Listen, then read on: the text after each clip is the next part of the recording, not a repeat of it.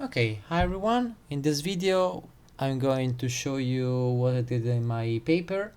In particular, I wanted to compare denoising algorithm in flood mapping, focusing on the differences between two methods, one that uses and the other one which doesn't use the denoising algorithm. And at the end, I will show you how to plot and how to make a map in which I can show you my result.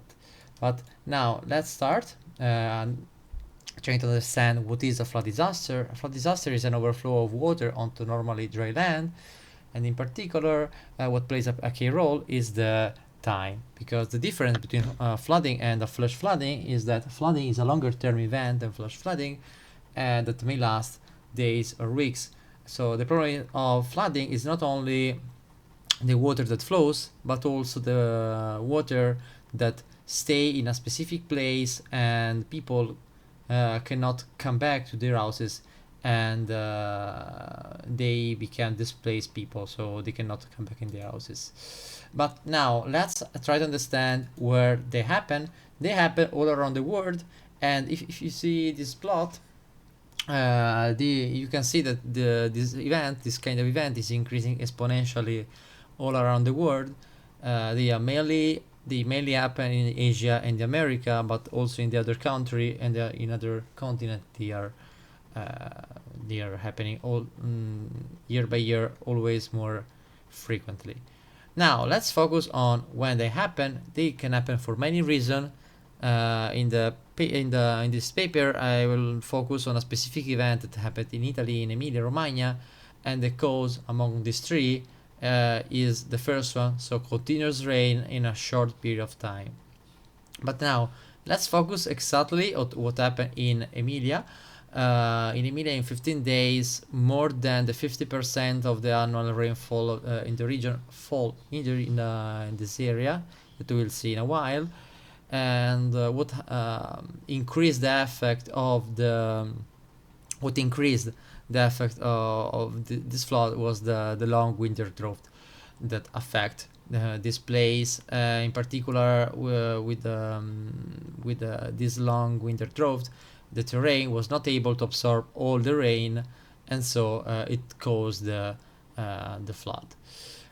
Let's focus now on some number. During this event, 44 municipalities were involved. 20,000 people were displaced. So there have been 20,000 of displaced people, and it caused 17 killed people. Among the 17, two that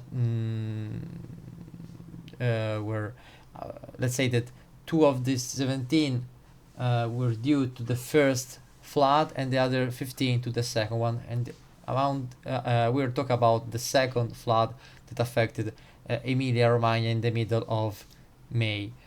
Okay, where we are here. We are in Emilia, in the east of Bologna. The area is this one, and in cyan we can see all the areas that were affected by the flood. Okay, but now let's focus on the workflow. We are going to I did, and we are going to see. First of all, we have to choose the data. I chose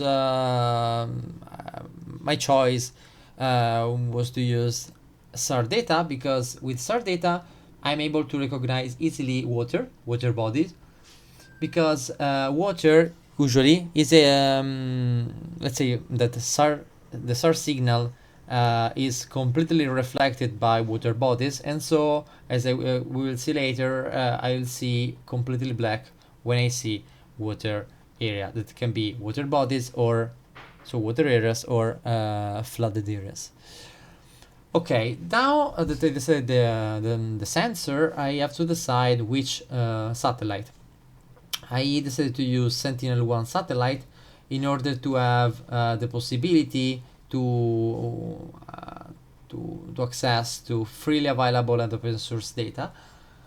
So I downloaded or better, I went to the website to download this data, but the problem now was which photo. I wanted a picture in which in the area consider I could consider all the flooded areas involved in my analysis. And so I decided to use the image of the 20th of May taken by Sentinel-1, and then I had to consider another image taken before the flood. For this reason, I had to consider the same geometry, so the Sentinel-1 satellite had to taken the same, not the same picture, but a picture on the same area with the same geometry, so in particular with descendant trajectory. For this reason, I selected the image of the 22nd of April, and so at this point I could start the analysis. Okay, so now let's start. I download the Sentinel-1 image and then I imported them in Snap. Why Snap? Because it is a freely available software managed by ESA, and it is full of tutorials on internet, of course, but also of tools that can be used to manage data, and in particular SAR data. Then I had to select and understand where the flooded area were, and in this picture you can see that in black you see water, and in white urban areas, else there are land cover. In this way it is easy to understand where there are water areas, and so possible places in which I will register flooded areas. The first real step is to clip the image to reduce the computational bound of all the computation we'll see after. We'll clip the image, selecting only section of the images in which I can see the the flood. After that, I have to perform multi-looking. It is not mandatory, it is suggested. It is the only one form of noise removal I perform in this workflow. In particular, I decided to use multi-looking at the end because the computational time that it required for let's say to finish the last two steps was too much, in my opinion. So at the end I decided to use in both the workflows the multi-looking. Multi-looking was performed with the parameter range looks 3, and so automatically was selected azimuth looks equal to 3. I give you these details if you want to repeat this experiment. Now, talking about the thermal noise removal, here I explain what is the thermal noise, also called white noise, and I decided to remove it to remove this noise, and but to increase the radiometric accuracy and to remove the granular noise texture that were present in the image.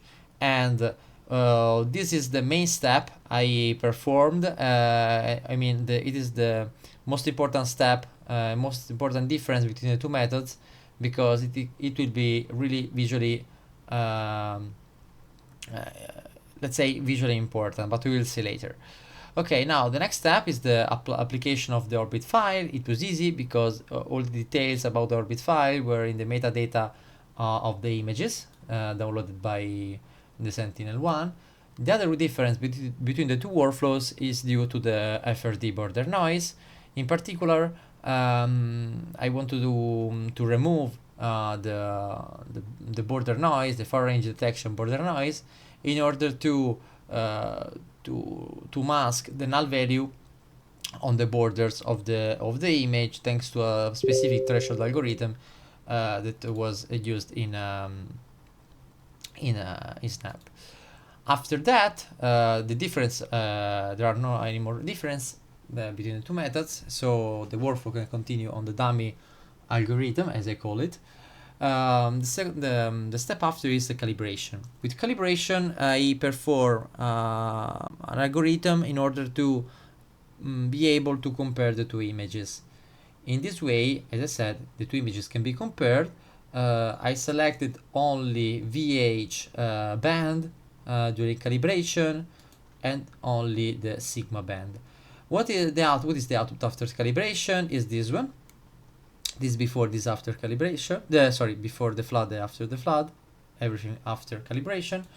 If you see, the image are quite dark, and so I decided to to transform these images in decibels in order to see brighter image and to better recognize the flooded areas. After that, terrain correction. With terrain correction, we see here that this image is taken directly by the documentation of Snap. With terrain correction, I want to remove the distortion due to the fact that the terrain is not flat, and so there is a kind of distortion also due to the satellite image, and so I have to remove this distortion in order to make computation. Okay, for this reason, I have to perform a demo resampling method and an image resampling method. For this, I decided to use these three methods I show here. And the difference between the two, I mean, from the difference between KNN and bcubic can be seen here. This is only a small difference because if you see here, KNN is able to recognize mostly all the points that were detected by bcubic. Bcubic is able to recognize more points only in the west, but these are points that are not considered in my area of interest, so AOI, and so I decided to use KNN. Also, I didn't say anything about the pixel spacing. I decided to use the one suggested. It was 30 meters. It depends on GSD I want to use.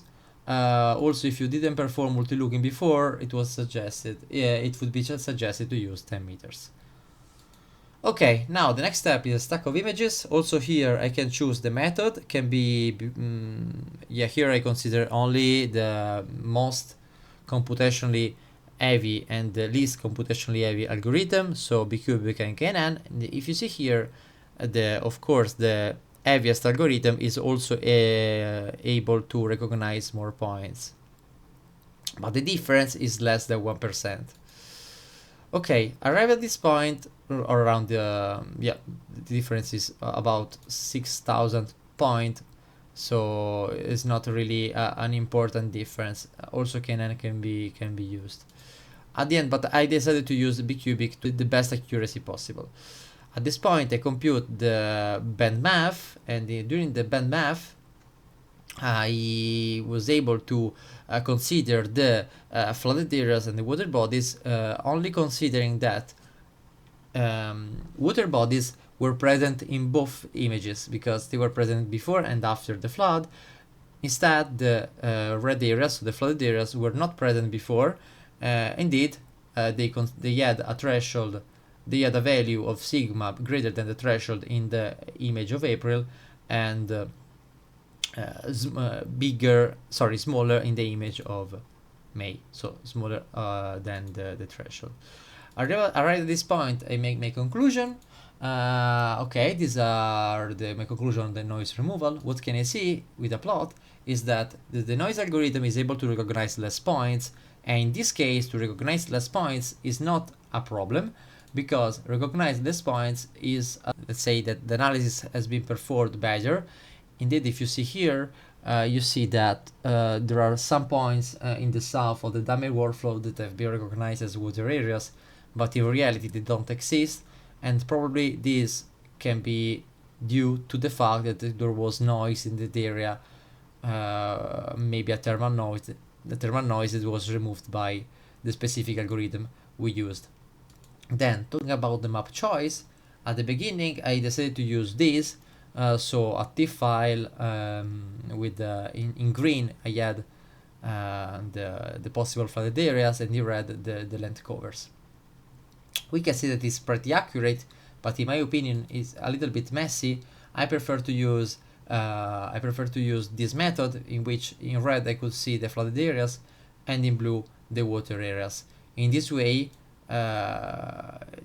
we can see also that these two methods are really similar, and where before you saw green, now it is red, and most of the points that were recognized in the model, so with stack, are also present, and so the flooded areas recognized in the TIFF file are also present here with the other clustering method used and bad math. The only one difference is here near Medicina, in which you can see that there are some places that are green and they might be flooded areas, but we know that they are not flooded areas, but maybe the difference in color is due to the different soil moisture of the terrain in the image of May. But now let's go to the conclusion, comparing the Copernicus report with our workflow. And as you can see here, all the points that are recognized by my workflow are also present in the workflow of Copernicus. In particular, or better, on the other hand, some points that were recognized by Copernicus are not recognized by my algorithm. So for sure, my algorithm can be increased in its accuracy, but I repeat that the goal of this method is not to recognize or to use the best algorithm possible, but to understand the role of the denoising algorithm in flood mapping and to understand which is the best method to show the flood, and so the best method to make a map for flood managing. And with this I conclude the video and also the analysis of my paper.